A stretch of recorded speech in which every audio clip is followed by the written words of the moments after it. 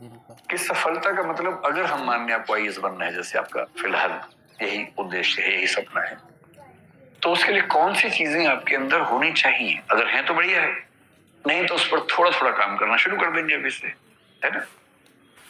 तो हम आईएएस को भी दिमाग में रख के बात करेंगे, लेकिन सिर्फ आईएएस की बात नहीं करेंगे, और भी चीजें दुनिया में है उनको भी ध्यान रख के बात करेंगे। एक क्षमता होती है जिसको बोलते हैं आईक्यू। सुना आपने क्या होता है? ये आई क्यों नहीं है, आईक्यू है ना? ठीक है, आईक्यू, इसकी फुल फॉर्म क्या होती है? Intelligence quotient. तो मोटा मोटा मेरा समझ लीजिए कि किसी चीज की वैल्यू कितनी है, किसी रेफरेंस में किसी चीज की वैल्यू, किसी चीज की मात्रा, क्वांटिटी कितनी है, उसको बोलते हैं कोशिएंट। ठीक है। आईक्यू का सरल भाषा में मतलब है कि आप कितने तार्किक व्यक्ति हैं, आप कितने बौद्धिक व्यक्ति हैं, आपकी जो तार्किक, आपकी जो रीजनिंग की कैपेसिटी है, लॉजिक की कैपेसिटी है, लॉजिक, रीजनिंग, ये सब शब्द लगभग मिलते जुलते हैं। ये क्षमता कितनी है आपके अंदर? और दुनिया के इतिहास में ऐसा कई लोगों ने माना कि सबसे सफल व्यक्ति वही है जिसके अंदर तार्किक क्षमताएं ज्यादा है। कुछ हद तक ये बात ठीक भी है, क्योंकि अगर आप तार्किक ज्यादा हैं तो आपके डिसीजन मेकिंग कैपेसिटी बेहतर होगी, जो कि डीएम में होनी भी चाहिए। डीएम में क्या है? डिसीजन मेकिंग है ना? क्योंकि फैसले कर रहे हैं, और आपका फैसला केवल आपके बारे में नहीं है, पूरे जिले की जिंदगी के बारे में। 12, 14, 15 साल की सर्विस के बाद आप पूरे राज्य के स्तर पर प्रभावित करने लगते हैं समाज को। और यदि आप सेंटर की डेपुटेशन पर आ गए और 25-28 साल की सर्विस कर चुके हैं, तो आपकी कलम पूरे देश की नियति तय करती है। इसलिए बहुत जरूरी है कि आप सोच समझकर फैसले करें। आपका चीजों को समझने का, फैसला करने का जो प्रोसेस है, उसमें जो तटस्थता चाहिए, ऑब्जेक्टिविटी चाहिए, वो एकदम ठीक हो। ऑब्जेक्टिविटी का मतलब है कि आप फैसले इसलिए नहीं करते कि आपका मूड अच्छा नहीं था, आपकी विचारधारा ये है, आपके मन में ये भावना आ गई अचानक, नहीं। आप फैसला करेंगे तथ्यों के आधार पर, फैक्ट्स, आर्गुमेंट्स, और दुनिया के बाकी देशों में कैसे सिस्टम चल रहे हैं, बाकी राज्यों में कैसे चल रहे हैं, उन सबको स्टडी करेंगे, और उन सबके बेस पर जो सबसे अच्छा आपको लगेगा, या अच्छे को मिलाकर जो बेस्ट लगेगा अपने समाज के लिए, आप उसको अप्लाई करेंगे। ये जो पूरी क्षमता है, इसको बोलते हैं इंटेलिजेंस कोशिएंट। और हम मानते हैं कि बिना इंटेलिजेंस की किसके लिए जरूरी है? जैसे अगर आपको फिलोसोफर बनना हो तो बहुत अच्छे आईक्यू के बिना नहीं बन सकते। किसी का आईक्यू अगर 90 से 110 के बीच में है तो मानते हैं कि सामान्य बुद्धि का व्यक्ति है, एवरेज, ठीक है। मतलब अगर आप आईएएस बनना चाहते हैं तो जनरली हम मानते हैं कि 120, 140 के बीच में अगर आईक्यू है तो आप ठीक है, बढ़िया है। 140 प्लस आईक्यू किसी का हो तो इसका मतलब गिफ्टेड व्यक्ति है, बड़ी बात है। तो एक चीज सफलता में आईक्यू है, तो एक पक्ष तो ये हो गया। अब आईक्यू से अगर आगे निकलें और देखें कि कौन सी दूसरी चीज है जिस पर आपको गौर करना है, और वो चीज जिसको आप अपने हिसाब से मैनेज कर सकते हैं।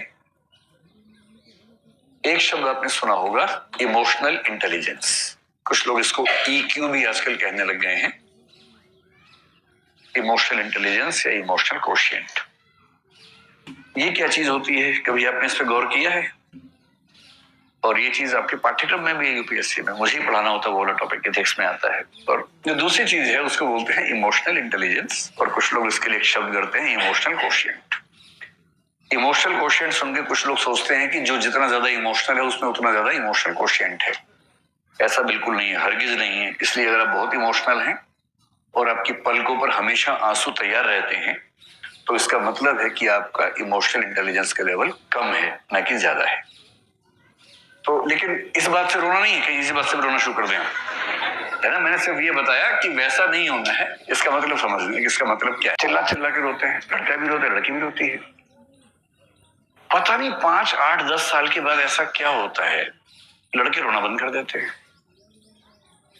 और मम्मी क्या करती है? मम्मी भी नहीं समझ पाती बेचारी, जैसे ही लड़का गिरता है, रोने लगता है, लड़की है क्या, लड़की है क्या?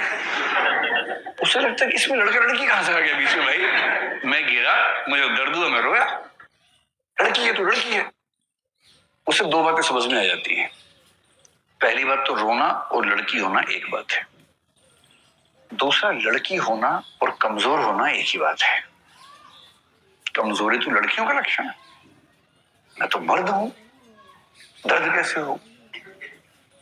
उसके बाद से दर्द को पीने लग जाते हैं और पीते पीते उसके बाद दुनिया में कुछ भी उनके साथ हो, अपने पेरेंट्स से भी डिस्कस नहीं करते हैं, किसी को नहीं बताते हैं, सारा दर्द अपने सीने में लिए घूमते रहते हैं। साइकोलॉजिस्ट से मिलना, साइकेट्रिस्ट से मिलना भारत में अपराध माना जाता है। आप मन से बीमार हो चुके हैं लेकिन आप किसी से मिलेंगे नहीं, वरना लोग क्या कहेंगे कि पागल है, इलाज करवा रहा है अपना दिमाग का, जबकि इलाज की जरूरत है मन को, तन को जरूरत होती है इलाज की, मन को भी होती है, पर वो हम नहीं करवा सकते।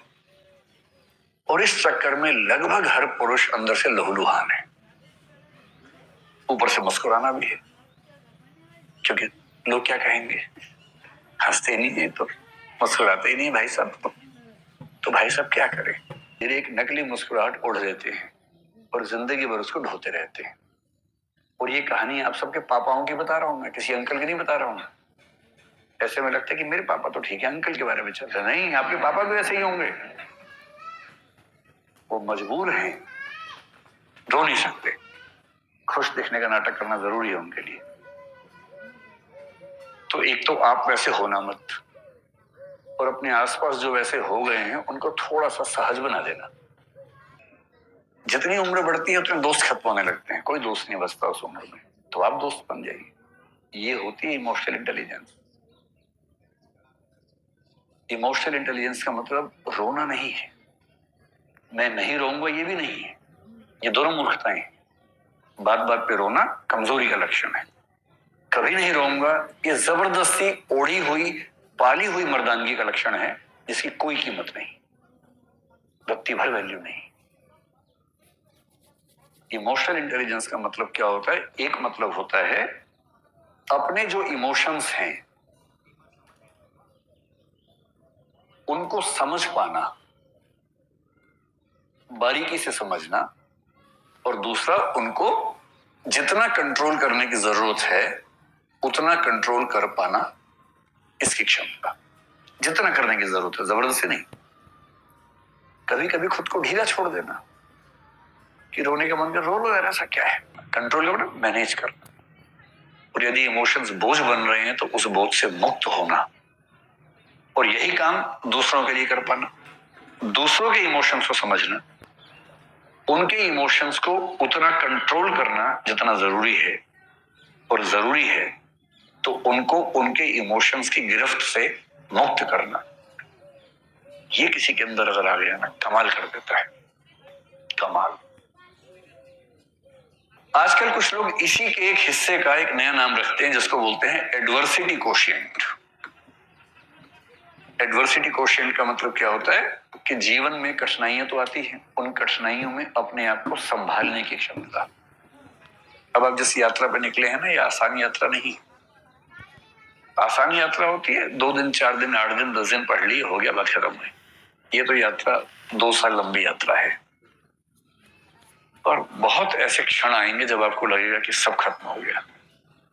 अब कितने बड़े 30 मार्का हो, कितने बड़े तोप हो आप, बीच बीच में ऐसे क्षण जरूर आएंगे कि आप समझेंगे कि नहीं हो पाएगा।